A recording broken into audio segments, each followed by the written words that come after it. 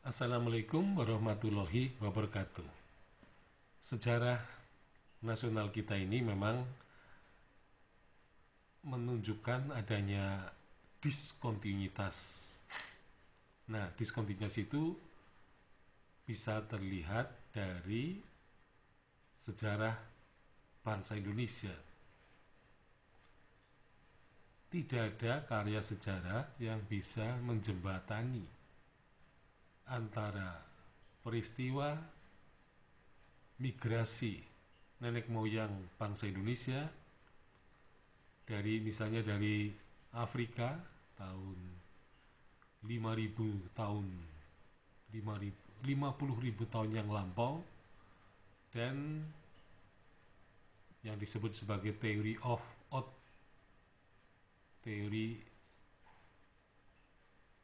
of Afrika, atau yang dari 5000 tahun yang lampau, yaitu teori out of Taiwan.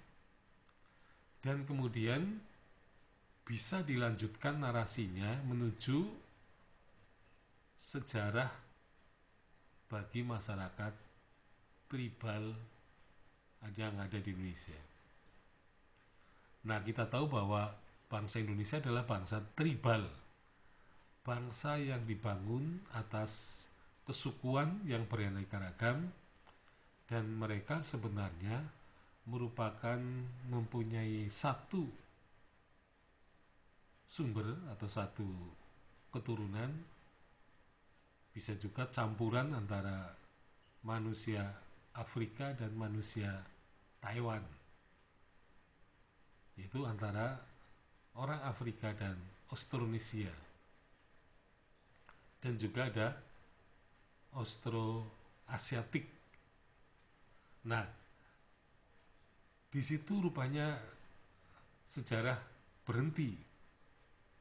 Tidak ada lanjutannya bagaimana Austronesia, orang Afrika dan Austroasiatik kemudian menjadi suku-suku bangsa di Indonesia. Artinya kita tidak bisa menjelaskan hubungan suku Bugis misalnya dengan Austronesia atau Austroasiatik misalnya. Begitu pula dengan manusia Jawa misalnya. Manusia Jawa apakah dia Austroasiatik atau Austronesia? Nah, ternyata bisa dilakukan dengan tes DNA ya. Jadi orang Jawa ternyata lebih Austroasiatik daripada Austronesia, meskipun di situ juga terdapat campuran. Nah, jadi kita tidak pernah tahu bagaimana proses Austronesia atau Austroasiatik ini menjadi suku bangsa tertentu di Indonesia. Nah, kita tidak bisa mengklaim ya, meskipun nanti bisa dilakukan dengan pembuktian tes DNA.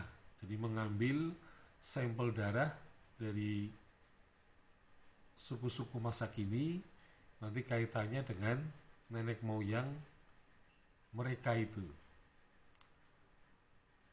Nah, tentu saja sejarawan sangat memerlukan bantuan para peneliti DNA ini, karena DNA itu lebih eksakt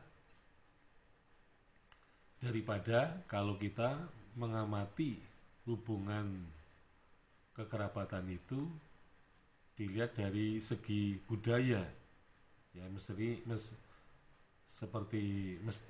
Misalnya bahasa ya. Jadi bahasa itu dianggap menunjukkan bangsa. Tetapi banyak juga suku-suku yang menggunakan bahasa itu belum tentu merupakan satu keturunan atau mempunyai hubungan kekerabatan. Tetapi bahasa atau budaya secara umum ini bisa dimiliki oleh suku lain karena proses pembelajaran atau internalisasi atau proses komunikasi yang berulang-ulang. Nah, sehingga mereka kemudian mencontoh, ya, kemudian katakanlah mengambil, meskipun seringkali ahli antropologi mengatakan oh itu meminjam. Jadi budaya itu bisa dipinjam. Nah, tetapi sebenarnya artian yang lebih tepat adalah budaya bisa diambil atau ditiru. Nah, yang terjadi bahwa kesamaan bahasa, kesamaan adat istiadat, kesamaan-kesamaan budaya itu tidak menjamin hubungan kekerabatan. Jadi hubungan kekerabatan akan tampak dari tes DNA. Kalau di Indonesia ini sudah dilakukan oleh sebuah lembaga lembaga biologi molekuler di Jakarta, itu lembaga Ekman, yang mencoba mengambil sampel-sampel darah dari berbagai suku bangsa untuk melihat hubungan kekerabatannya itu. Jadi di kemudian hari ilmu DNA ini rupanya akan sangat-sangat penting untuk bisa menjelaskan sejarah sejarah suku-suku bangsa yang di Indonesia yang sekarang eksis, karena belum ada seorang atau sejarawan yang menulis sejarah misalnya suku tertentu. Nah, yang mencoba mengungkap itu selalu antropolog, ya, yang melihat sisi kebudayaannya itu. Jadi para antropolog memang menulis tentang berbagai suku itu, tetapi memang belum mengaitkan antara suku-suku itu dengan nenek moyangnya dengan jelas. Jadi hubungan suku itu dengan nenek moyangnya yang di atas ini belum bisa jelas, karena memang bukti-bukti atau sumber-sumber sejarahnya terbatas.